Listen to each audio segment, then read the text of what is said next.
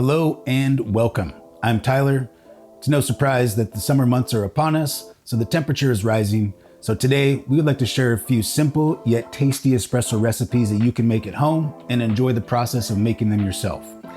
So for these recipes, we will be using the Pro 3, which comes with a custom pressure gauge, a no preheat brew cylinder, a bottomless portafilter, a magnetic shot mirror, and a cast aluminum frame.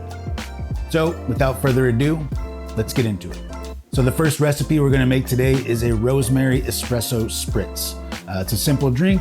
It's great for drinking in the shade on a hot day. So the first thing we need is rosemary simple syrup. Simple syrup on its own is just equal parts water and sugar.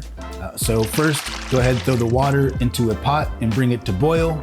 Once that's boiling, go ahead and add in your sugar. Get that up to boil.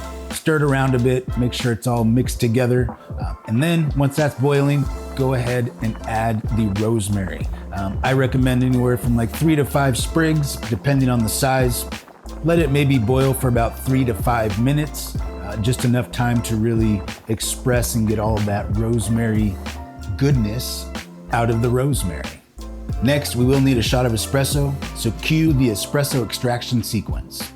This is a 40-gram extraction, extracted at a ratio of 1 to 2.5. Next thing is just grabbing a glass, fill it up with ice, pour over some soda water. I went with Topo Chico because it has the best bubbles. Next, we'll do about a tablespoon of the rosemary simple syrup right on top of the soda water, and then follow that up with the shot of espresso. Then to add even a little bit more flair to your recipe, you can garnish that off with a lemon wheel and another sprig of the rosemary. And there you have it, the Rosemary Espresso Spritz. Enjoy. So for our next recipe, we'll be doing an espresso lemonade, or as I like to call it, an espressonade. It's light, it's tart, surprisingly refreshing when you're out in the sun on a hot day. So to start with the espressonade, we will need 1 shot of espresso cooled. There's 2 ways to do that. One is to brew a shot, throw it in the refrigerator for about 30 minutes to let it cool down.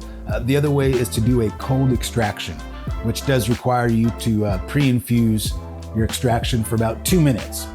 I did it the easy way. I went ahead and threw it in the refrigerator. Another 40-gram extraction. Feel free to alter the size of your extraction depending on the specific coffee or roast level you're using. The next thing we'll need is lemonade. So next we'll need a glass filled up with ice.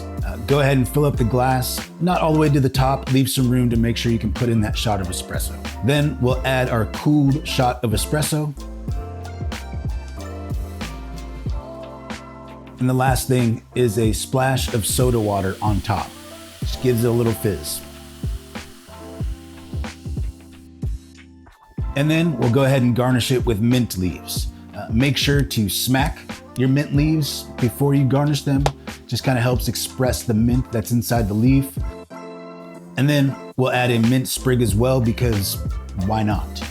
And there you have it, an espressonade, something to freshen up your warm summer days. So for our last recipe, we'll be doing a dessert-like treat, the vanilla bean affogato, which is a callback to all things Italian. Very simple, but it really does hit the spot. So for this one, we'll start off with 1 scoop of high-quality vanilla bean ice cream or gelato. As I said, we're keeping it Italian, so I went with gelato. Go ahead, throw that into a glass. Then we'll add 1 shot of hot espresso. Again, another 40-gram extraction. However, this glass is not very big, so I only used about half the shot with 1 scoop of ice cream. If you are using 2 scoops of ice cream, I would recommend using the entire shot to help balance it out. So next, we will need crushed cookies, cookies of your choice. So go ahead and just smash those cookies to bits.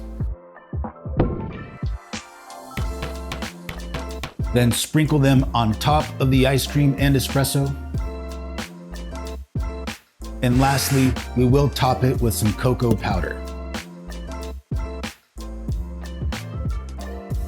And there you go, vanilla bean affogato, something to snack on when you're out there in the hot sun.